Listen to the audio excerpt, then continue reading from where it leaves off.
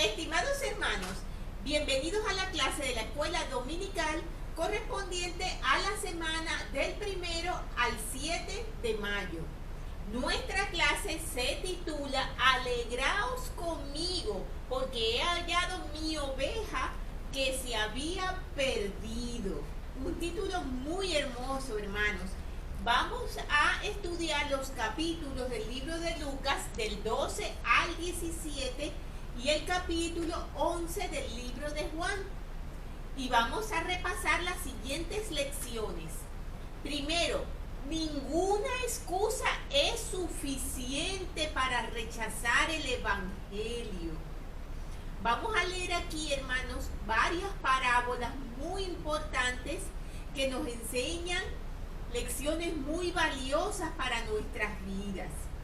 Y vamos entonces también a repasar que podemos buscar a los que se han perdido y regocijarnos con el Padre cuando regresen. También que sentir gratitud por mis bendiciones me acercará a Dios. Y Jesucristo es la resurrección y la vida. Esta lección es bastante extensa, hermanos. Les recomiendo que en sus hogares lean con mucho detenimiento cada uno de los capítulos que comprenden esta lección. Como mencionamos siempre, es imposible que los leamos todos aquí y que abarquemos absolutamente todos los detalles. Por eso es importante que lo hagan también en sus hogares.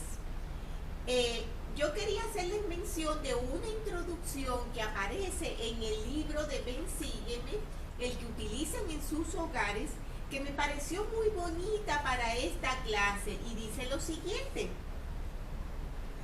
en la mayoría de las situaciones, en tener 99 de cada 100 se consideraría algo excelente, y es verdad.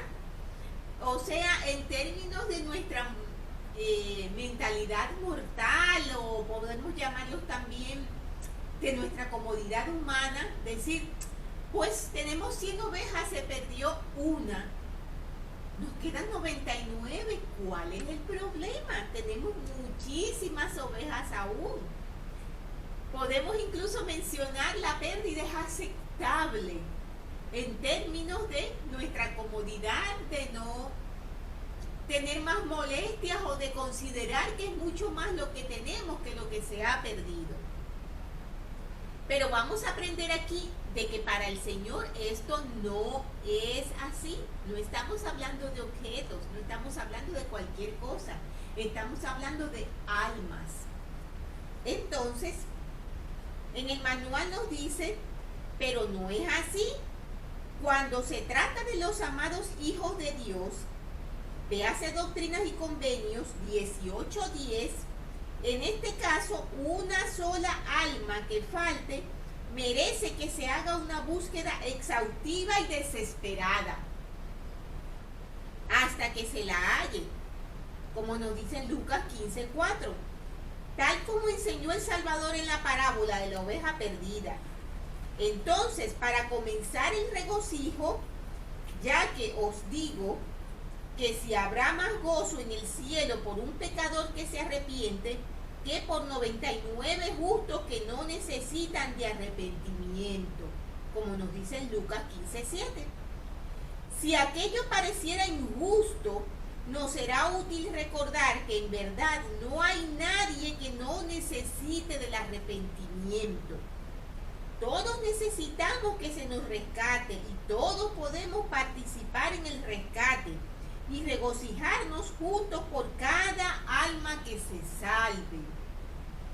Podemos leer sobre esto también en Doctrinas y Convenios 18, versículos del 15 al 16.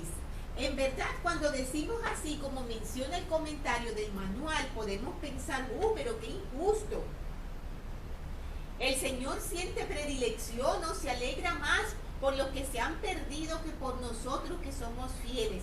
No es así. El Señor se entristece tanto de ver que una sola de sus ovejas se pierda, que siente un regocijo gigantesco cuando la encuentra de nuevo. cuando puede llevarla de nuevo al redil. En la clase anterior hablamos bastante de esto del buen pastor y explicamos esto que estamos mencionando.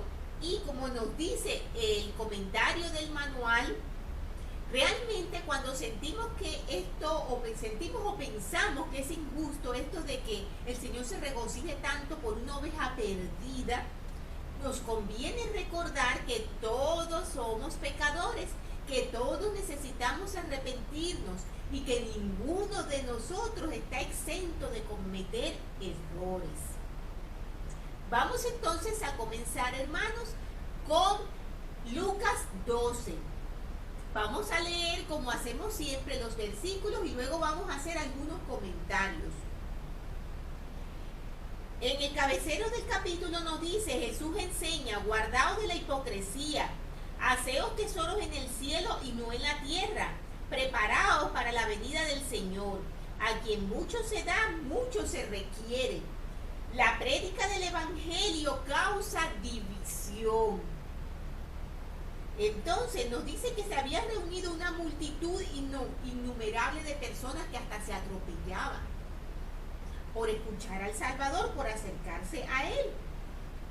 Entonces nos mencionan en el capítulo 12, en el versículo 16, de una parábola que dice lo siguiente: las tierras de un hombre rico habían producido mucho, y él pensaba dentro de sí diciendo: ¿qué haré? Porque no tengo dónde guardar mis frutos. Era tanto lo que había producido que ya los lugares donde los guardaba eran insuficientes. Y entonces dijo: esto haré, derribaré mis alfolíes y los edificaré mayores, y allí guardaré todos mis frutos y mis bienes. Y diré a mi alma: alma, muchos bienes tienes almacenados para muchos años. Descansa, come, bebe, diviértete.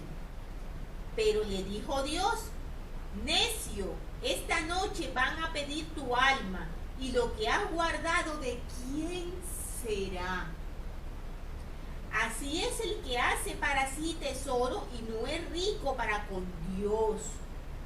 Y dijo a sus discípulos: por tanto os digo, no os afanéis por vuestra vida que comeréis, ni por el cuerpo que vestiréis. La vida es más que la comida y el cuerpo más que el vestido. Considerad los cuervos que no siembran ni ciegan, que no tienen almacén ni alfolí, y Dios los alimenta. ¿Cuánto más valéis vosotros que las aves? ¿Y quién de vosotros podrá con afanarse añadir a su estatura un codo? Pues si no podéis hacer ni aún lo que es menos, ¿por qué os preocupáis por lo demás? Considerad los lirios como crecen, no trabajan ni hilan.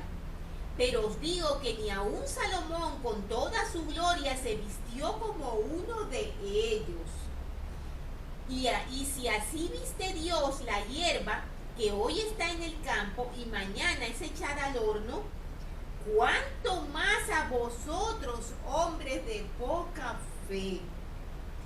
Y entonces, yéndonos al nota de pie de página, tenemos la traducción de José Smith que nos dice lo siguiente de este versículo 28. Cuanto más os proporcionará a vosotros si no sois de poca fe. Estos versículos, hermanos, son realmente importantísimos y nos hacen referencia a un tema muy común, quizás muy repetido, ¿verdad? Pero que en verdad es importante que tengamos claro, que lo meditemos y que estemos muy alerta de no caer en estos errores. Vamos a ver, una de las cosas que tenemos que tomar en cuenta, que no debemos confundirse, es que el Señor no nos está diciendo que Él no quiere que progresemos, que Él no quiere que seamos personas prósperas, que Él no quiere que tengamos éxito. Al contrario, siempre nuestros líderes nos están animando a progresar, a estudiar, a lograr un bienestar en nuestras vidas, a proporcionar a nuestras familias lo que necesitan. El Evangelio del Señor no está en contra de que los hijos de Dios progresen, no nos confundamos con eso, pero sí nos llaman a un equilibrio, a un establecer prioridades, a un saber qué es lo que realmente importa. Entonces, en el versículo 29 nos dice: vosotros pues no os preocupéis por lo que habéis de comer ni por lo que habéis de beber, ni estéis en ansiosa inquietud. Que es lo que muchas veces nos pasa, ¿verdad, hermano? Esa inquietud que tenemos de no tenemos esto, no tenemos aquello, o puede terminarse lo que tenemos y temo el futuro. Voy a dejar a un lado las cosas del Señor porque necesito enfocarme más en las cosas de la mortalidad ahora mismo, porque debo suplir mis necesidades. Démonos cuenta, hermanos, que como nos dice el Salvador, si el Señor lo hace por los pajaritos, ¿cuánto más no lo va a hacer por nosotros si estamos fieles y continuamos sirviéndole? Aun cuando esto para nosotros no sea fácil y tengamos que hacer muchísimos sacrificios para lograrlo. Tenemos que nos dice en el 31, más buscad el reino de Dios y todas estas cosas os serán añadidas. Si vamos a la nota del pie de página, nos lleva a Jacob del 18 al 19, que dice: pero antes de buscar riquezas, buscad el reino de Dios, y después de haber logrado una esperanza en Cristo, obtendréis riquezas si las buscáis, y las buscaréis con el fin de hacer el bien, para vestir al desnudo, alimentar al hambriento, liberar al cautivo y suministrar auxilio al enfermo y al afligido. En Doctrinas y Convenios 29:5 nos dice: elevad vuestros corazones y alegraos, porque yo estoy en medio de vosotros y soy vuestro intercesor ante el Padre, y es su buena voluntad daros el reino. Entonces nos dice: no temáis, pequeño rebaño, porque el Padre le ha complacido daros el reino. Vended lo que poseáis y dad limosna, haceos bolsas que no se envejezcan, tesoro en los cielos que nunca se agote, donde ladrón no llega ni polilla corrompe. Si nos vamos a las notas del pie de página, tenemos que nos dice lo siguiente en Doctrinas y Convenios 11:7. No busques riqueza sino sabiduría, y he aquí los misterios de Dios te serán revelados, y entonces serás rico. He aquí, rico es el que tiene la vida eterna. Porque donde está vuestro tesoro, allí también estará vuestro corazón. Y en 2 de Nefi 9:30 nos dice: mas hay de los ricos, aquellos que son ricos según las cosas del mundo, pues porque son ricos desprecian a los pobres y persiguen a los mansos, y sus corazones están en sus tesoros. Por tanto, su tesoro es su Dios, y he aquí su tesoro perecerá con ellos también. Una advertencia muy fuerte, hermanos. Y en el Amán 13, versículos del 20 al 23 nos dice: y llegará el día en que ocultarán sus tesoros, porque han puesto sus corazones en las riquezas, y porque tienen puesto el corazón en sus riquezas. Y ocultarán sus tesoros cuando hayan de sus enemigos, y porque no los ocultarán para mis fines, malditos serán ellos y también sus tesoros, y en aquel día serán heridos, dice el Señor. He aquí, vosotros los habitantes de esta gran ciudad, escuchad mis palabras, sí, escuchad las palabras que el Señor habla, porque aquí Él dice: sois malditos por motivo de vuestras riquezas, y vuestras riquezas son malditas también, porque habéis puesto vuestro corazón en ellas, y no habéis escuchado las palabras de aquel que os la dio. No os acordáis del Señor vuestro Dios en las cosas como que os ha bendecido, mas siempre recordáis vuestras riquezas, no para dar gracias al Señor vuestro Dios por ellas, Sí, vuestros corazones no se allegan al Señor, sino que se hinchan con orgullo desmedido, hasta la jactancia y la mucha vanidad, envidia, riña, malicia, persecuciones, asesinatos y toda clase de iniquidades. Por esta razón el Señor Dios ha hecho venir una maldición sobre esta tierra y también sobre vuestras riquezas, y esto por motivo de vuestras iniquidades. Entonces nos dice el Salvador: estén ceñidos vuestros lomos y encendidas vuestras lámparas. Recordemos, hermanos, la parábola de las vírgenes sensatas y las vírgenes insensatas. Repasemos esa parábola que nos ayuda mucho a entender estas palabras del Salvador. Y sed vosotros semejantes a hombres que esperan a que su Señor vuelva de las bodas, para que cuando venga y llame, enseguida le abren. Pero sabed esto, que si supiese el padre de familia a qué hora habría de venir el ladrón, velaría ciertamente y no dejaría saquear su casa. Vosotros pues también estad preparados, porque a la hora que no penséis vendrá el Hijo del Hombre. Y en la nota del pie de página nos dice, en Doctrinas y Convenios 133 del 10 al 11. Sí, oigas el pregón entre todo pueblo, despertad y levantaos y salid a recibir al esposo. He aquí el esposo viene, salid a recibirlo, preparaos para el gran día del Señor. Velad pues, porque no sabéis ni el día ni la hora. Y en la traducción de José Smith de Mateo 1:40 nos dice: pero de aquel día y hora nadie sabe, no, ni los ángeles de Dios en el cielo, sino mi Padre únicamente. Y el Salvador nos dice en el versículo 43 y 44: bienaventurado aquel siervo a quien cuando su Señor venga le halle haciendo así. En verdad os digo que él le pondrá sobre todo sus bienes. Y en la nota al pie de página nos lleva a otras escrituras que les aconsejo que las lean, hermanos. Tenemos entonces que nos habla el Señor aquí fuertemente y nos amonesta fuertemente en cuanto a las riquezas.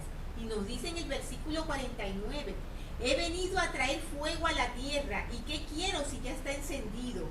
Pero de un bautismo tengo que ser bautizado, y cómo me angustio hasta que se cumpla. ¿Pensáis que he venido a la tierra para dar paz? Os digo que no, sino disensión, porque de aquí en adelante 5 en una casa estarán divididos, 3 contra 2 y 2 contra 3. El padre estará dividido contra el hijo y el hijo contra el padre, la madre contra la hija y la hija contra la madre, la suegra contra su nuera y la nuera contra su suegra. Palabras muy fuertes, hermanos, que nos habla el Salvador en Lucas 12. Y entonces, ¿qué fue lo que quiso decir el Salvador con estas palabras acerca de las divisiones, de las disensiones que trae el Evangelio? Cuando dijo: fuego vine a echar en la tierra, ¿qué quiso decir el Señor? Cuando los que en verdad y en sinceridad buscan aceptar el Evangelio abandonan al mundo y se granjean entonces su odio. Todos sabemos, hermanos, que muchas veces a nivel familiar, cuando entramos a las aguas de bautismo, cuando decidimos seguir al Señor y abrazar su Evangelio, muchas veces tenemos muchísima oposición dentro de nuestros hogares, dentro de nuestro entorno, dentro del mundo. Se producen divisiones, muchas veces somos rechazados, somos criticados, somos juzgados. Y es muy fuerte en esta situación, aún más todavía cuando es dentro de las puertas de nuestro hogar. Y es a eso lo que el Salvador se refiere. Él dice aquí en el comentario: la espada de la persecución, de la disensión doméstica y de la amargura familiar a menudo es desenvainada por mano de sus parientes más cercanos. Miles de conversos devotos tan solo en esta dispensación han sido echados de sus hogares y se les ha negado el derecho a su herencia temporal por aceptar a José Smith y el Evangelio puro y restaurado mediante él. Tenemos entonces aquí, hermanos, comentarios muy fuertes que nos hablan de cosas muy importantes. Hemos hablado, por ejemplo, acerca de las riquezas, ¿verdad? Vamos a leer algunos comentarios con respecto a esto. Con respecto a los que juntan tesoros terrenales. Y vuelvo y repito, no se trata de que el Señor no quiera que estemos bien, ni que tengamos un bienestar, ni que seamos personas de éxito y de progreso, no. Se trata de donde tengamos nuestro corazón. Entonces, entre los muchos que siguieron a Jesucristo, estaba uno que instó al Salvador para que sirviese como mediador entre él y su hermano en asuntos estrictamente temporales. El Señor se rehusó a hacer esto. Como en el caso de la mujer hallada en adulterio, si lo recuerdan, hermanos, lo estudiamos en la clase anterior. También los fariseos trataron de enredarlo a él para que él interviniera en asuntos que tenían que ver con la ley, para perjudicarle. El Salvador rehusó intervenir en asuntos que tenían que ver con la administración legal y en cambio advirtió al discípulo, si es que era discípulo, diciendo: mirad y guardaos de toda avaricia. Dijo que la vida del hombre consiste en algo más que la cantidad de bienes que posee. Y para ilustrar su punto, Jesucristo contó la historia de cierto hombre rico, que fue la que leímos ahora en el capítulo 12 de Lucas. Dice que su riqueza creció hasta que al fin él pensó que tenía muchos bienes guardados y tenía que buscar lugares más grandes para guardarlos. Entonces el hombre había olvidado algo importante, la naturaleza transitoria de su vida, y esa misma noche murió. ¿Y qué fue lo que pasó con sus posesiones? El Elder Talmage comenta lo siguiente: sus planes para almacenar debidamente sus cosechas y bienes no eran malos en sí, aunque pudo haber considerado mejores maneras de distribuir su hacienda, socorriendo a los necesitados.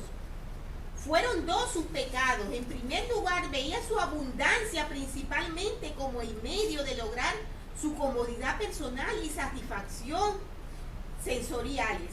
En segundo, engreído con su prosperidad material, no solo había hecho caso omiso de reconocer la mano de Dios, sino que aún contaba los años como si le fueran propios. En el momento de su holganza egoísta fue herido. No se nos informa si la voz de Dios le llegó en forma de un temible presentimiento de su muerte inminente, o si fue por conducto de un mensajero angélico o de alguna otra manera. Como quiera que sea, la voz decretó su destino. Necio, esta noche vienen a pedirte tu alma.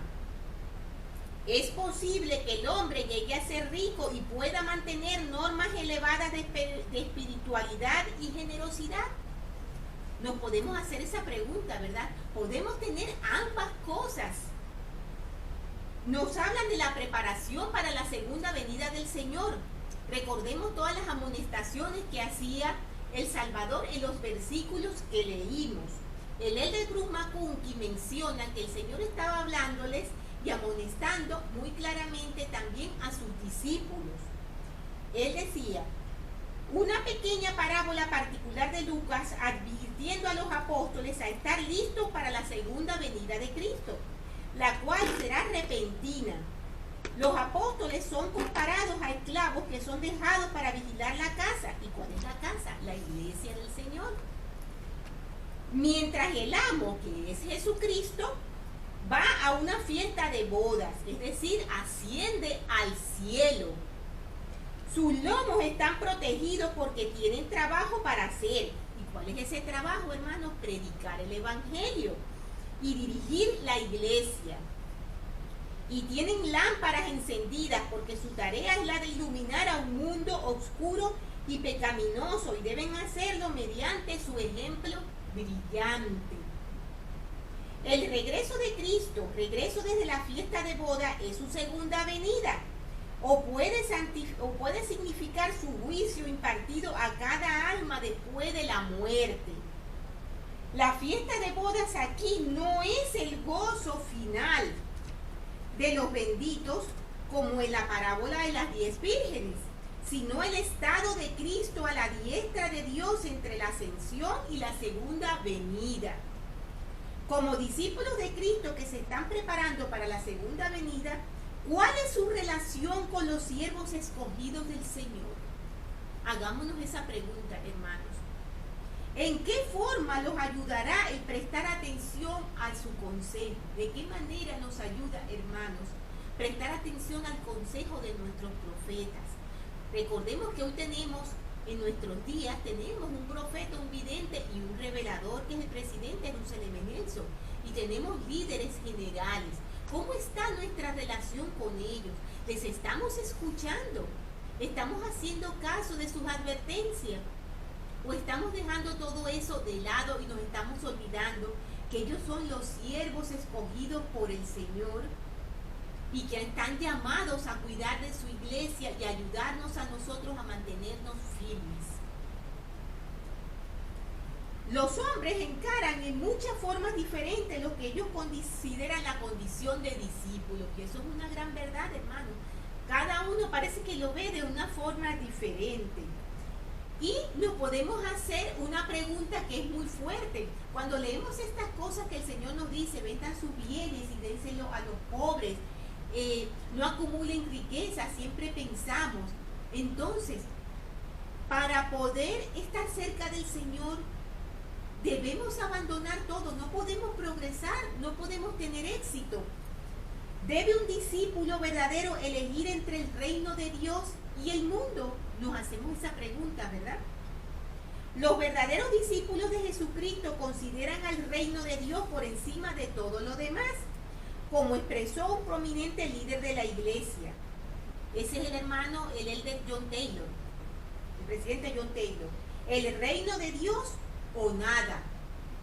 Cuando consideramos otras cosas antes que el reino de Dios, corremos el riesgo de perder aquello que se nos ha dado. Eso entonces se convierte en la base para nuestro propio juicio eterno. Recordemos las muchas advertencias que nos hace el Señor.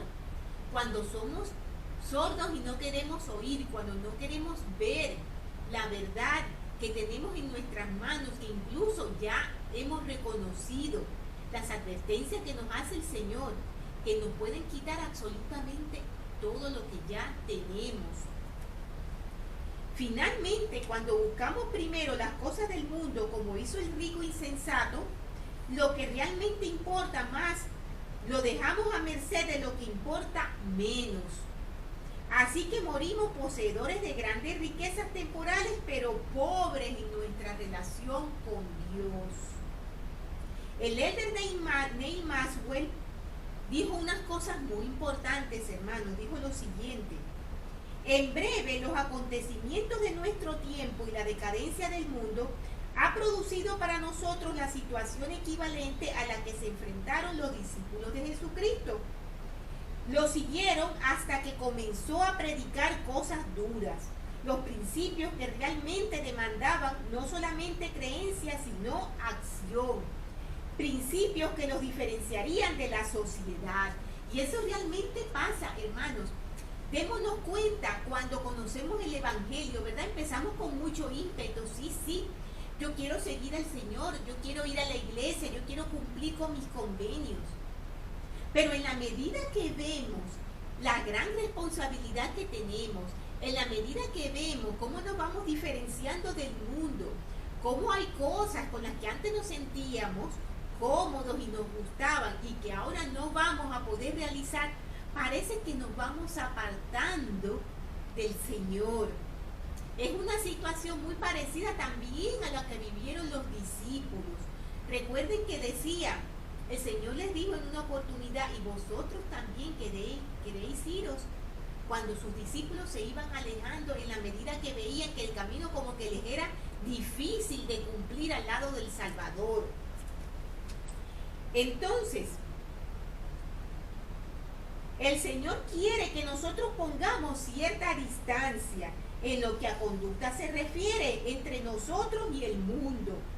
No porque vayamos a amar menos al género humano, sino precisamente por amor a los demás.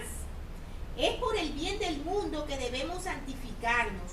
Cuando los discípulos de Jesucristo enfrentaron el momento de la verdad, Juan dice lo siguiente: desde entonces muchos de sus discípulos volvieron atrás y ya no andaban con él. Cristo se dirigió a los que quedaban y les preguntó: ¿queréis acaso iros también vosotros? Esto aparece en Juan 6, versículos del 66 al 67. Tenemos aquí entonces, hermanos, algunas reflexiones muy importantes. Luego entonces tenemos también el capítulo 14 de Lucas, donde dice: Jesús vuelve a sanar en el día de reposo, enseña acerca de la humildad y se enseña la parábola de la gran cena. Perdón, en el capítulo 13, me lo salté. En el capítulo 13, que es el que vendría ahora, el Salvador enseña acerca de la parábola de la higuera. Estéril, esa parábola ya nosotros la iniciamos, su explicación ya en otra clase, ya la hemos visto y la hemos analizado, entonces no vamos a repetir de nuevo a eso, sino que vamos a avanzar. En el capítulo 14 de Lucas nos dice: Jesús vuelve a sanar en el día de reposo, enseña acerca de la humildad y enseña la parábola de la gran cena. Quienes le siguen deben renunciar a todo. Y entonces nos dice en el versículo 7: y observando cómo los convidados escogían los primeros asientos a la mesa, relató una parábola diciéndoles: cuando seas convidado por alguno a una boda, no te sientes en el primer lugar, no sea que otro más honorable que tú esté convidado por él. Y viniendo el que os convidó a ti y a él, te diga: da lugar a este, y entonces tengas con vergüenza que ocupar el último lugar. No debemos ser orgullosos, hermanos. Mas cuando seas convidado, ve y siéntate en el postre lugar, para que cuando venga el que te convidó te diga: amigo, sube más arriba, entonces tendrás gloria adelante de los que se sientan contigo a la mesa. Porque cualquiera que se ensalza será humillado, y el que se humilla será ensalzado. Y dijo también al que le había convidado: cuando hagas comida o cena, no llames a tus amigos, ni a tus hermanos, ni a tus parientes, ni a tus vecinos ricos, no sea que ellos a su vez te vuelvan a convidar y entonces tú seas recompensado. Mas cuando hagas banquete, llama a los pobres, a los mancos, a los cojos y a los ciegos, y serás bienaventurado, porque ellos no te pueden retribuir, pero te será recompensado en la resurrección de los justos. Entonces Jesús le dijo: un hombre hizo una gran cena y convidó a muchos, y a la hora de la cena envió a su siervo a decir a los convidados: venid, que ya está todo preparado. ¿Y qué pasó? Que todos comenzaron a excusarse. Tengo que hacer esto, tengo que cuidar de mis tierras, tengo este inconveniente. Todos empezaron a excusarse, los que habían sido invitados especialmente por el Señor. Entonces dicen que el siervo volvió y le hizo saber al Señor lo que estaba pasando. Y el Señor le dijo a su siervo: ve por las plazas y por las calles de la ciudad. El Señor estaba muy enojado y le dijo al siervo eso: ve por las plazas y las calles de la ciudad y trae acá a los pobres, a los mancos y a los cojos y a los ciegos. Y dijo al siervo: se ha hecho como tú mandaste, Señor, pero todavía hay lugar, falta más invitados. Entonces el Señor le dijo al siervo: ve por los caminos y por los vallados y oblígalos a entrar para que se llenen mi casa. Pues os digo que ninguno de aquellos hombres que fueron convidados gustará de mi cena. Y mucha gente iba con él, y volviéndose les dijo: si alguno viene a mí y no aborrece a su padre, a su madre, a su esposa, a sus hijos, a sus hermanos y hermanas, y aún también a su propia vida, no puede ser mi discípulo. Y el que no lleva su cruz y viene en pos de mí no pueden ser mi discípulo. Porque ¿quién de vosotros, queriendo edificar una torre, no se sienta primero y calcula los gastos para ver si tiene lo que necesita para acabarla? No sea que después que haya puesto el fundamento y no pueda acabarla, todos los que lo vean comiencen a hacer burla de él diciendo: este hombre comenzó a edificar y no pudo acabar. Fíjense, hermanos, lo que él está diciendo allí. Ahora mismo vamos a analizar un poquito esos versículos. Para finalizar el capítulo, el Salvador dice: así pues, cualquiera de vosotros que no renuncie a todas las cosas que posee, no puede ser mi discípulo. Buena es la sal, pero si la sal pierde su sabor, ¿con qué se sazonará? Ni para la tierra ni para el muladar es buena, la arrojan fuera. El que tiene oídos para oír, que oiga. Entonces, tenemos allí la parábola de la gran cena. ¿Qué es lo que sí quiso decir el Señor con esa parábola? La explicación de la parábola se dejó a los eruditos a quienes fue dirigida. Ciertamente algunos de ellos podrían percibir su significado, en parte por lo menos Israel, el pueblo del convenio. Eso eran los invitados especiales para ese banquete que ofrecía el Señor. Eso eran los huéspedes especiales. Las invitaciones habían sido extendidas con mucha anticipación y mediante su propia afirmación de ser el pueblo del Señor, convinieron en asistir a la cena, a la fiesta. Supuestamente debían asistir a la fiesta. Ellos eran invitados especiales, el pueblo escogido de Dios. Sin embargo, como tenían afán en sus riquezas y en las cosas del mundo, ellos empezaron a excusarse. Por eso tenemos esta importante lección que dice: ninguna excusa es suficiente para rechazar el Evangelio. Y eso lamentablemente aplica también en nuestras vidas, hermanos, y nos damos cuenta de ello. ¿Cuántas veces el banquete espiritual del Señor nosotros hemos hecho a un lado para ir tras las cosas del mundo, para ir a lo que no es lo más importante?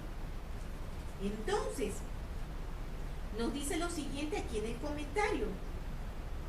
La gozosa invitación entonces había de ser llevada a los gentiles, considerados como los espiritualmente pobres, los cojos, los mancos y los ciegos. Esos serían los gentiles. Y posteriormente aún a los paganos allende a los muros, cuando el Señor dijo: bueno, obliga a algunos a que vengan a mi casa. La posibilidad de que más tarde llegaran algunos de los descorteses después de atender a sus asuntos personales de mayor prematura, queda indicada en las palabras concluyentes del Señor: porque os digo que ninguno de aquellos hombres que fueron convidados gustará de mi cena. Ellos rechazaron el banquete del Señor y se excusaron por cosas que no eran realmente importantes. Se excusaron dándole prioridad al mundo.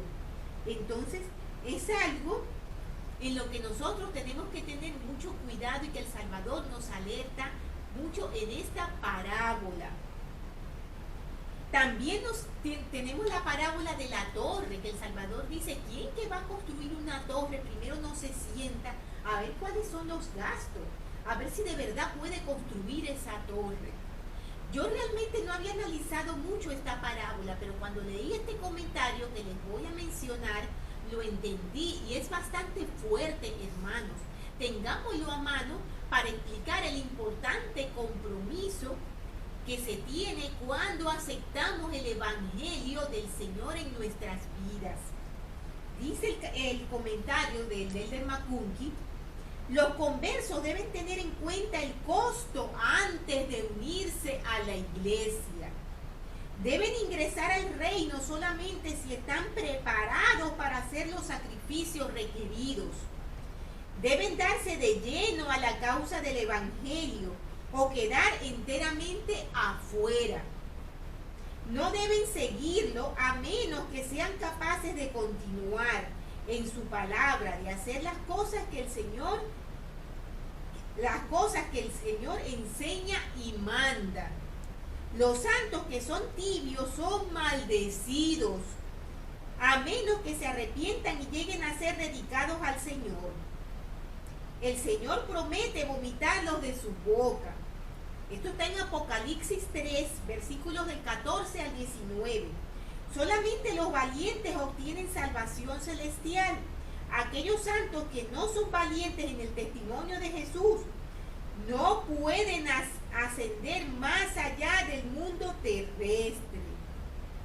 Muy importante, hermanos, que analicemos todas estas parábolas y las tengamos en cuenta, las tengamos en mente y las tengamos a mano, hermanos. Esto que hemos leído es importantísimo.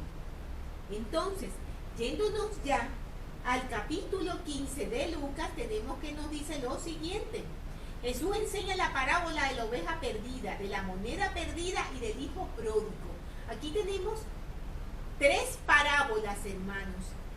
Tres parábolas que aparentemente como si fuesen algo igual. Sí, algo que se pierde, ¿verdad? Una persona, una moneda, una oveja. Nos vamos a dar cuenta, hermanos, que estas pérdidas, aunque parece ser lo mismo, algo que se pierde, no es por la misma causa. Y nos da cada una de ellas una lección, y nos da cada una de ellas la enseñanza de lo importante que es cuidar y ayudar a nuestro prójimo también en su bienestar.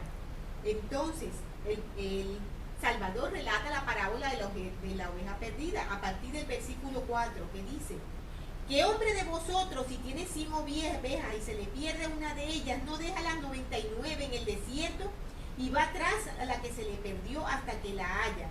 Y al encontrarla la pone sobre sus hombros gozosos, y cuando llega a casa reúne a los amigos y a los vecinos diciéndoles: alegraos conmigo porque he hallado mi oveja que se había perdido, como nos dice el título de nuestra clase. Os digo que así habrá más gozo en el cielo por un pecador que se arrepiente que por 99 justos que no necesitan de arrepentimiento.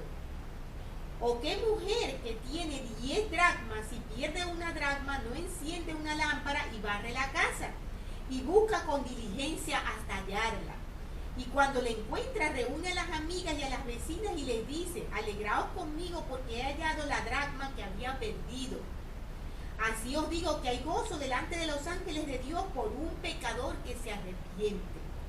Y también dijo: un hombre tenía 2 hijos, y el menor de ellos dijo a su padre: dame la parte de los bienes que me corresponde, y se les repartieron los bienes. Y no muchos días después, juntándolo todo, el hijo menor se fue lejos a una provincia apartada, y allí desperdició todos sus bienes viviendo perdidamente. Y cuando todo lo hubo malgastado, vino una gran hambre en aquella provincia y comenzó a pasar necesidad. Entonces fue y se acercó a uno de los ciudadanos de aquella tierra, el que le envió a su hacienda para que apacentase cerdos. Fíjense. Y él deseaba llenar su vientre con las algarrobas que comían los cerdos, pero nadie se las daba. Y volviendo en sí dijo: ¿cuántos jornaleros hay en casa de mi padre y tienen abundancia de pan? Y yo aquí padezco de hambre. Me levantaré e iré a mi padre y le diré: Padre, he pecado contra el cielo y contra ti. Ya no soy digno de ser llamado tu hijo. Hazme como a uno de tus jornaleros. Entonces se levantó y fue a su padre, y cuando aún estaba lejos lo vio su padre, y fue movido a misericordia, y corrió y se echó sobre su cuello y lo besó. Y el hijo le dijo: Padre, he pecado contra el cielo y contra ti, ya no soy digno de ser llamado tu hijo. Pero el padre dijo a sus siervos: sacad la mejor ropa y vestidle, y poned un anillo en su mano y sandalias en sus pies, y traed el becerro gordo y matadlo, y comamos y hagamos fiesta. Porque mi hijo muerto era y ha revivido, y se había perdido y ha sido hallado. Y comenzaron a regocijarse. Entonces el hijo mayor, viendo todo esto que su padre estaba haciendo en favor de su hermano, que se había portado mal, que se había ido, se molestó y nos dice: su hijo mayor estaba en el campo, y cuando vino y llegó cerca de la casa, oyó la música y las danzas. Y llamando a uno de los criados le preguntó que qué era lo que pasaba. Y el criado le dio la respuesta. Entonces el hijo mayor se enojó y no quería entrar. Salió por tanto su padre y le rogaba que entrara. Pero él le respondió y le dijo: Padre, yo he estado aquí tantos años que yo te sirvo y no te he desobedecido jamás, y nunca me has dado un cabrito para alegrarme con mis amigos. Pero cuando vino tu hijo que ha consumido tus bienes con rameras, has hecho matar al becerro más gordo. Entonces le dijo: Hijo, tú siempre estás conmigo y todas mis cosas son tuyas. Pero era menester hacer fiesta y regocijarnos por tu hermano muerto. Por tu hermano muerto era y ha revivido. Se había perdido y ha sido hallado.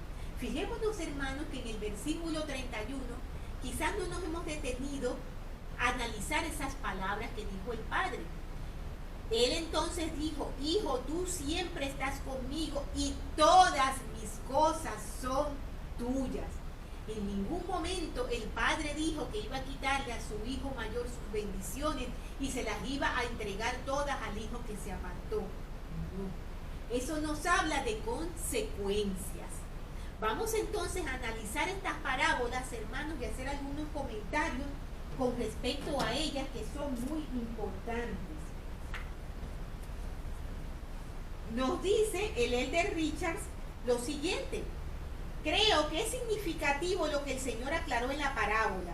Cuando el hijo joven había perdido mucho mediante su vida desviada, él pagó con ello, por ello, pagó lo que hizo, hermanos. Recordemos que hablamos de sufrimiento del hijo, de hambre, de necesidad, de que tuvo que irse a trabajar en una hacienda después de haber sido un joven que tenía todos los privilegios en casa de su padre. Es decir, que el hijo no pasó de haber hecho lo malo simplemente a ser bendecido. Él pasó por un proceso de arrepentimiento y sufrimiento. Cuando la pena por el castigo había sido satisfecha, el corazón del padre amoroso se alegró por el arrepentimiento y el regreso de su hijo.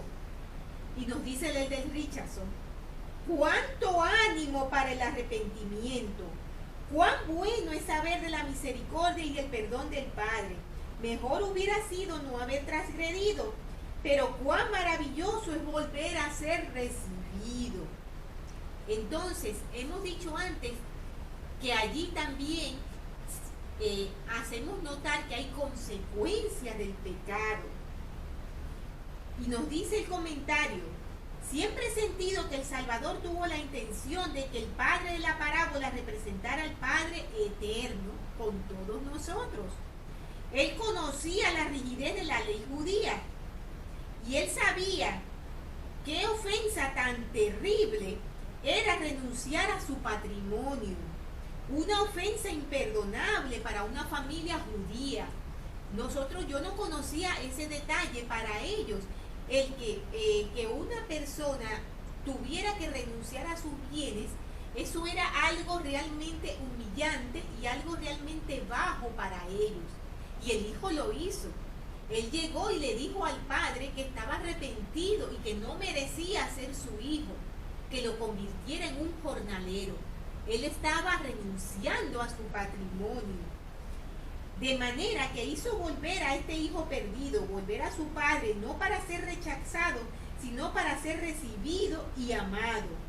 Él no restituyó al hijo menor todos los privilegios, es decir, todas las riquezas que ya había perdido. El mayor, el hijo más cumplidor, se quejó, que fue lo que habíamos leído de lo que pasó. Pero el padre lo consoló con estas palabras: Hijo, tú siempre estás conmigo y todas mis cosas son tuyas. Entonces le repitió al hijo mayor las palabras que había dicho al menor: mas era necesario hacer fiesta y regocijarnos por tu hermano, que había revivido porque había muerto, que fue lo que habíamos leído. Toda elección que uno hace expande o reduce la zona en la cual puede hacer y aplicar decisiones futuras. Eso es una gran lección, hermanos. Cuando uno hace una elección, irrevocablemente se sujeta a sí mismo a aceptar las consecuencias de tal elección. Jesucristo en su parábola del hijo pródigo da una ilustración clásica de esta gran verdad. Recordaréis que en ella un joven ejerciendo su derecho inherente de elegir tomó la decisión de tomar sus bienes, que eran su herencia, e irse a malgastarlos. Cuando sus bienes se acabaron, él tomó otra decisión que lo llevó de vuelta al hogar. Y su padre lo recibió con los brazos abiertos. Su feliz padre le da la bienvenida, pero la consecuencia de su primera decisión lo sigue. Él perdió la granja. El padre mismo no puede deshacer los efectos de la primera elección. Esto nos lo explica el presidente Mario Romney. Y es importante que lo tengamos en cuenta. Entonces, tenemos también allí otras parábolas, hermanos. La parábola de la moneda que se había perdido a la mujer. Tenemos también la de la oveja perdida. Tenemos allí parábolas, hermanos, que son muy importantes que nosotros analicemos y nos demos cuenta de lo que mencionábamos al principio. Que no es lo mismo, aunque pareciera que fuera lo mismo. Fíjense, la oveja que se perdió, se perdió sin ser su intención. ¿Por qué? Porque lo que hizo la oveja fue apartarse a buscar otros pastos verdes. Nos dice el comentario: la oveja perdida se perdió aún sin haberlo intentado. No se perdió por causa de desobediencia voluntaria o por negligencia. Sencillamente se desvió a buscar pasturas más verdes y pronto se encontró perdida. Cuando se apartan del rebaño ella se apartó, del rebaño de una forma perfectamente legítima. Podemos comparar esto a muchos ejemplos de la vida real, hermanos, para que lo entendamos. Por ejemplo, hay personas que se van apartando lentamente de la iglesia porque tienen problemas en sus hogares, tienen sus trabajos, tienen sus inconvenientes. Ellos no están despreciando el evangelio, pero se han visto por determinadas circunstancias en necesidad de irse apartando un poco, pero no ven el peligro que hay en ello. Ellos se van a buscar pastos más verdes, a buscar un mejor bienestar, a resolver sus inconvenientes, pero en ese apartarse es donde ellos se pierden y se desvían. Entonces no es lo mismo. Como mencionamos al principio, estas tres parábolas nos explican tres situaciones distintas. Eso nos lo explica el presidente McKay. Luego tenemos la de la moneda perdida.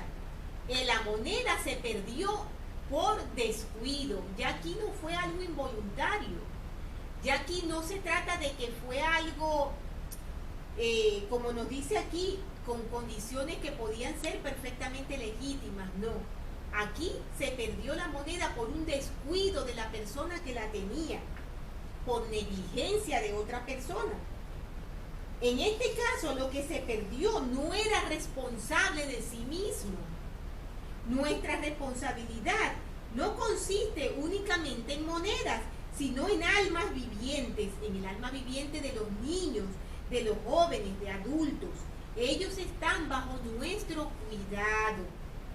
Alguien tal vez tenga dudas en cuanto al comentario de cuidado de una joven de su edad en la Mutual. Y él dice, yo tengo un caso con respecto a eso que lo tengo en mente. La presidenta de la Mutual la dejó irse y no la fue a buscar al martes siguiente para invitarla a venir. Otra alma tal vez se pierda por causa de la inactividad del maestro de la escuela dominical o la indiferencia del maestro de la escuela dominical, que se siente satisfecho con las 15 personas que están presentes en su clase, en lugar de pensar en las 15 que andan errantes por causa de la negligencia. Entonces aquí tenemos otra lección muy importante que nos habla de nuestra responsabilidad, hermanos, de ayudar a nuestro prójimo también. Nos hace recordar a los nuevos conversos, ¿verdad? Y también creo que es importante hacer notar que no debemos pensar que somos exactamente responsables absolutamente y totalmente de la salvación de las otras personas.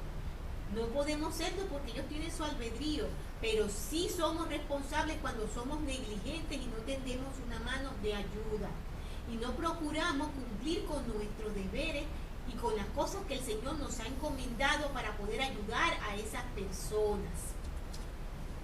Luego tenemos la del hijo pródigo, y este se perdió mediante su propia desobediencia y su propia voluntad. Aquí ya no fue un desvío accidental como le pasó a la oveja perdida. Aquí ya no fue una negligencia como pasó con la moneda, que la mujer que era responsable de esa moneda la perdió. No, aquí el hijo decidió deliberadamente desobedecer. Este caso es diferente. Aquí tenemos un caso de voluntad. Aquí parece la elección deliberada. Aquí parece una forma de rebelión contra la autoridad.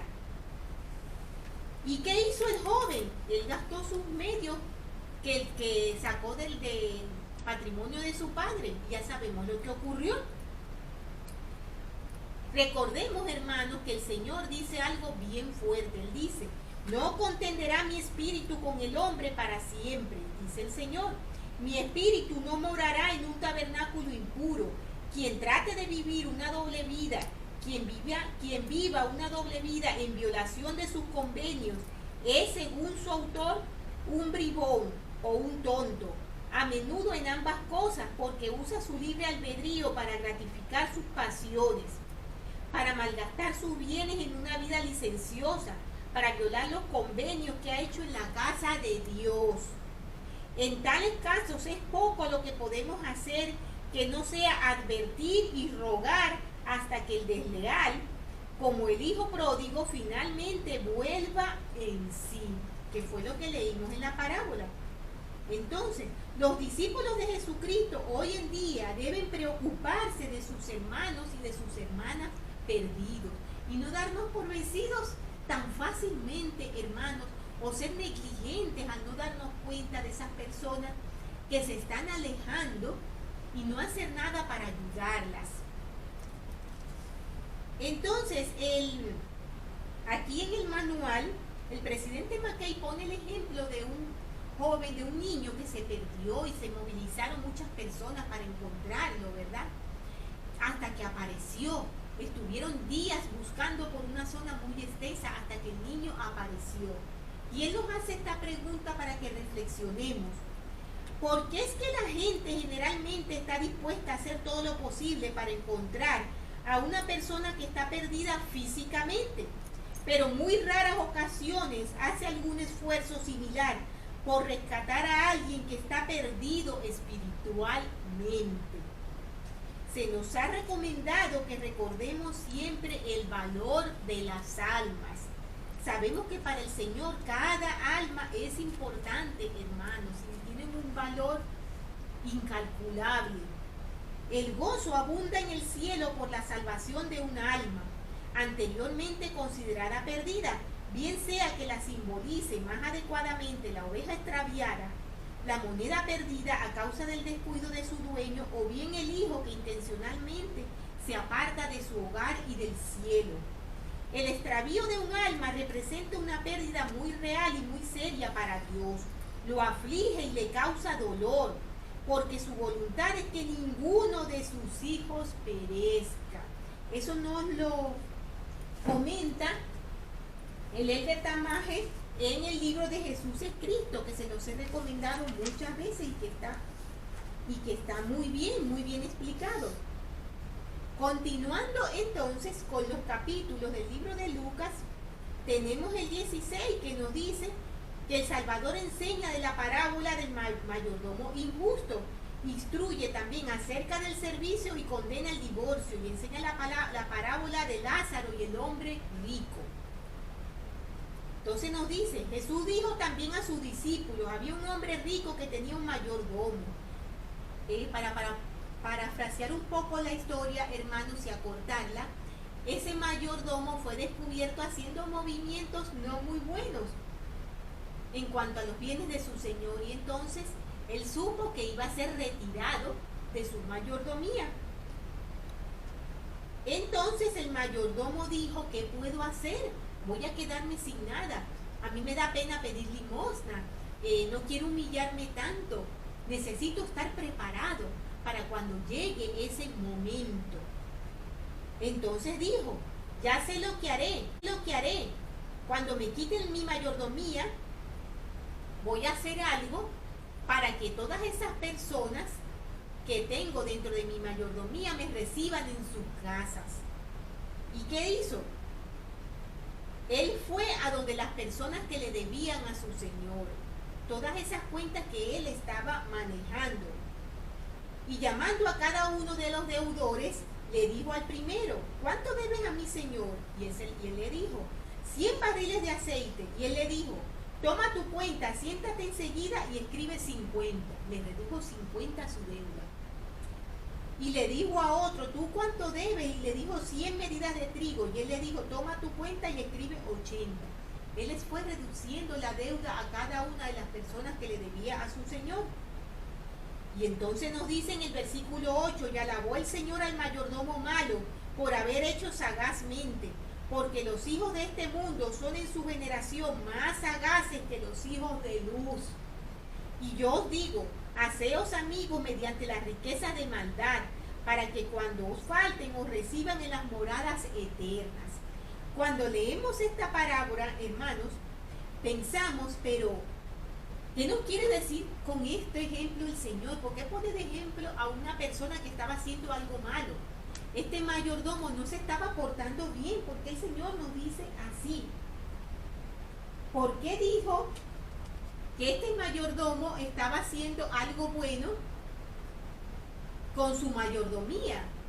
¿Por qué dice que es sagaz que los hijos de luz?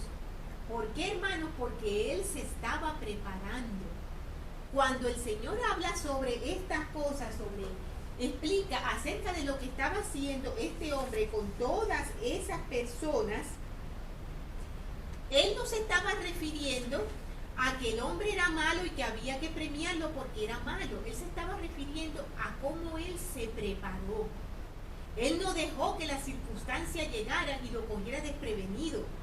Él se preparó y buscó un bienestar para él. Un bienestar evidentemente temporal, porque esas personas lo iban a ayudar luego a él. Pero así también como él buscaba ese bienestar temporal, nosotros debemos procurar nuestro bienestar espiritual y buscar la preparación necesaria para que cuando el Señor venga, nosotros estemos listos. A eso se refiere en esta parábola. Luego nos dice el Señor, el que es fiel en lo muy poco, también en lo mucho es fiel, y el que en lo muy poco es injusto, también en lo mucho es injusto. Pues si en las malas riquezas no fuisteis fieles, ¿quién os confiará lo verdadero?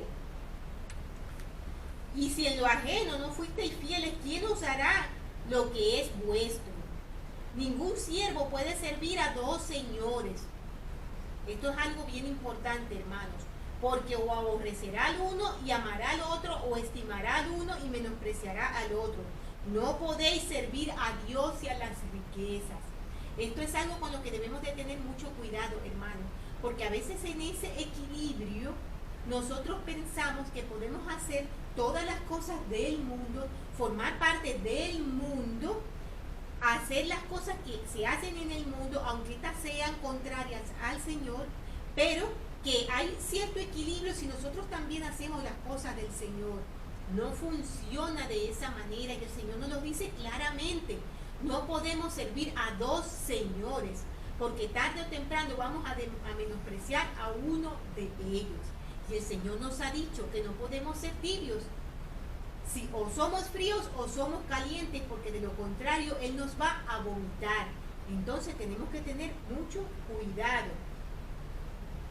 Nos dice en el 19 también otra parábola muy importante y dice: había un hombre rico que se vestía de púrpura y de lino fino y hacía cada día banquete con esplendidez. Y había también un mendigo llamado Lázaro que estaba echado a la puerta de aquel lleno de llagas y que estaba allí en espera de las migajas para poder alimentarse. Entonces nos menciona esta parábola que estos dos hombres murieron, y cuando murieron el hombre rico vio a Lázaro, que fue llevado a los senos, por los ángeles al seno de Abraham. Y entonces ellos dos murieron y Lázaro estaba en el seno de Abraham. Y en el Hades alzó sus ojos estando en tormentos el hombre rico y vio de lejos a Lázaro.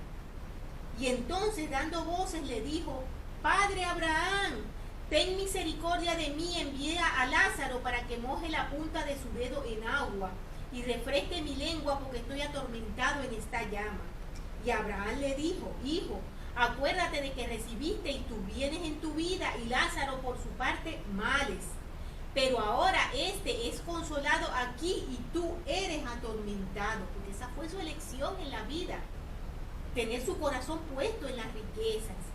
Y además de todo esto hay un gran abismo entre nosotros y vosotros, de manera que los que quieran pasar de aquí a vosotros no pueden ni de allá para acá.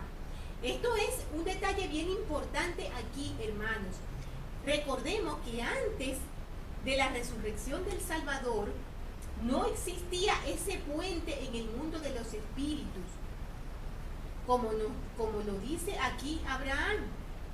Le dice: no podemos pasar para allí, nadie puede pasar para allí. Hay un gran abismo que nos separa. El Salvador, hermanos, cuando fue al mundo de los espíritus, durante su resurrección, cuando él estuvo esos 3 días antes de ser visto, antes de resucitar, antes de aparecer a sus discípulos, él fue al mundo de los espíritus y estableció ese puente para que todas esas personas que están en el abismo, todas esas personas que están en la oscuridad, pudieran recibir el Evangelio y tuvieran la oportunidad de aceptarlo, tuvieran la oportunidad de conocerlo quienes no lo habían conocido y de aceptarlo incluso aquellos que no lo habían aceptado.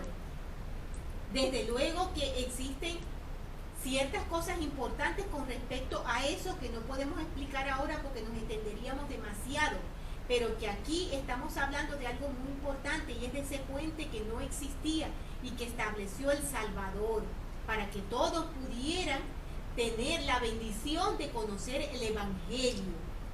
Entonces dijo en el 27: te ruego pues, Padre, que le envíes a la casa de mi padre, porque tengo 5 hermanos para que le testifiquen, a fin de que no venga ellos también a este lugar de tormento. Y Abraham le dijo: a Moisés y a los profetas tienen, que los oigan a ellos. Y él les dijo: no, Padre Abraham, pero si alguno va a ellos de entre los muertos, ellos se van a arrepentir. Pero Abraham le dijo: si no oyen a Moisés y a los profetas, tampoco se persuadirán, aunque alguno se levante de entre los muertos. Este capítulo, hermano, nos dice cosas bien importantes. Nos dice lo siguiente. Nos habla aquí, hermanos, acerca de lo que estaba pidiendo el hombre rico. Fíjense que él le pedía que fueran y le testificara a sus hermanos, a sus familiares, porque ellos iban a creerles, porque ellos estaban muertos, y al verlos vivos ellos iban a creer. Y él les dijo: para eso tienen a los profetas. Ahí tenemos una gran advertencia también para nuestros días. No vamos a ser considerados en excusa porque supuestamente no hemos sido advertidos. Tenemos nuestros profetas videntes y reveladores también en nuestros días. Pero él les dijo una gran verdad: ellos no van a ser persuadidos si no escuchan a los profetas, ni siquiera porque alguien se levante de entre los muertos. ¿Acaso, hermanos, no lo hizo el Salvador? El Salvador levantó de entre los muertos a personas, a la hija de Jairo. El Salvador levantó entre los muertos a Lázaro, que luego vamos a mencionar esa historia también. ¿Y acaso le creyeron? No le creyeron. ¿Qué hicieron? Procurarlo, matarle y crucificarle. Entonces, ¿se iban a persuadir los familiares del hombre rico simplemente porque Lázaro bajara y se los dijera? No. Continuando entonces, hermanos, tenemos también en Lucas 17 donde nos dice que Jesús habla de ofensas del perdón y de la fe, y aún los fieles son siervos inútiles. Se sana a 10 leprosos y Jesús habla sobre la segunda venida. Un poco reduciendo la historia, hermanos, aquí nos hablan de que el Salvador cura a 10 leprosos, pero estos 10 leprosos se van muy tranquilos y solo uno de ellos regresa a agradecer al Salvador. Él les dijo que fueran, antes de sanarlos, Él les dijo que fueran de camino hacia los sacerdotes, los sumos sacerdotes, y que durante ese trayecto ellos se curarían. ¿Por qué el Salvador los mandó a hacer ese trayecto? Les dijo que primero tenían que ir a los sacerdotes, porque durante esa época las personas que sufrían lepra no podían volver a entrar en la sociedad si no pasaban antes como una inspección que le hacían los sacerdotes para ver si ya en realidad estaban purificados, por lo cual primero tenían que pasar por los sacerdotes. Cuando ellos llegaron a los sacerdotes, los 10 leprosos, ya ellos estaban curados, pero solo uno de ellos volvió a darle las gracias al Señor, y ese era un samaritano, fíjense, el más despreciado. Ya hemos explicado en otras oportunidades que los samaritanos eran muy despreciados porque eran considerados impuros, que no eran israelitas puros, porque eran productos de mezcla de israelitas con asirios, y eran muy despreciados. Sin embargo, este fue el único que fue a agradecer al Salvador, y el Salvador le dijo: tu fe te ha sanado, tu fe te ha salvado. Por eso nos dice la lección: sentir gratitud por mis bendiciones me acercará más a Dios. Nunca nos olvidemos, hermanos, de dar gracias al Señor por todo, hasta por lo más mínimo, porque nada somos sin Él. Entonces, continuando con lo que nos dice, está también la parte donde nos menciona, déjenme irme un poco más hacia abajo, porque no podemos evidentemente leer todos los versículos, pero el Señor también, Él preguntó que dónde están los 10 que Él curó, y no volvieron más que uno de ellos. Cuando los fariseos le preguntaron cuándo había de venir el reino de Dios, les respondió el Salvador: el reino de Dios no vendrá con advertencia. Eso lo tenemos en el versículo 20. Tenemos que el Salvador habla de la segunda venida, pero los judíos, los fariseos, estaban confundidos, y ellos veían las señales de la segunda venida que habían dado los profetas, la confundían con la primera venida, cuando el Salvador estaba en la tierra. Por eso ellos pedían esas grandes señales y esas grandes cosas, y una de las cosas que ellos pedían eran ser librados de los romanos. Era como que reinara el Mesías, y no era tiempo aún de eso. Ellos no habían querido escuchar, ellos no habían querido entender. Ni dirán, nos dice aquí en el 21, helo aquí o helo allí, porque aquí el reino de Dios está entre vosotros. El Señor se refería de que ya el reino de Dios estaba establecido en la tierra, ya Él había establecido su iglesia, pero ellos no quisieron entenderles. En el 24 dice: porque como el relámpago que al fulgurar ilumina el cielo desde un extremo hasta el otro, así también será el Hijo del Hombre en su día. El Señor hace aquí advertencias muy importantes y nos habla de la segunda venida. Y en Doctrinas y Convenios 45-44 nos dice: y entonces me buscarán, y he aquí vendré, y me verán en las nubes del cielo revestido de poder y gran gloria con todos los santos ángeles, y el que no me esté esperando será desarraigado. Tenemos allí palabras muy fuertes también del Señor. Y ya entonces, con el capítulo 11 de Juan, hermanos, para terminar la lección, tenemos allí que Jesús testifica que Él es la resurrección y la vida.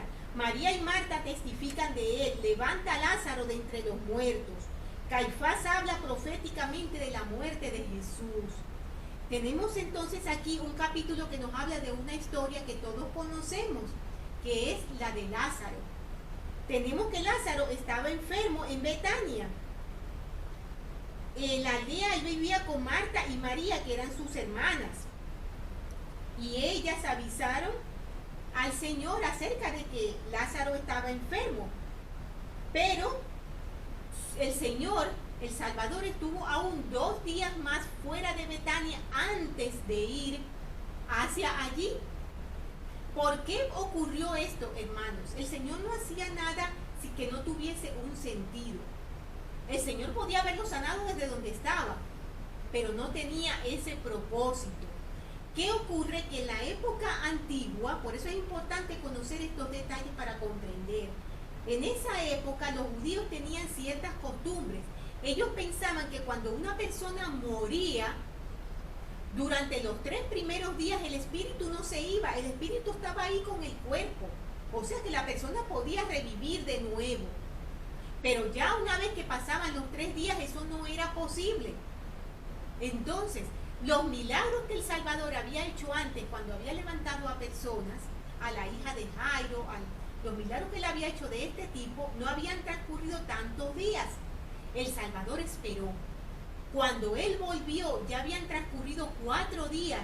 Incluso Lázaro ya estaba en su tumba, cubierta por unas piedras como lo hacían en esa época. Entonces nos dice que él esperó y fue hacia Betania. Cuando llegó allí, él dice que Lázaro se va a recuperar. Y ellos pensaron acerca de que Lázaro pues estaría todavía enfermo y se iría a recuperar, pero no eran esas las palabras que el Señor estaba diciendo. Entonces Jesús les dijo claramente: Lázaro ha muerto. Llegó pues Jesús y halló que había ya 4 días que Lázaro estaba en el sepulcro, y Betania estaba cerca de Jerusalén como a 15 estadios, dice. Habían judíos y personas que apoyaban a Marta y a María, como ocurre siempre cuando muere a una persona, tratando de consolarla.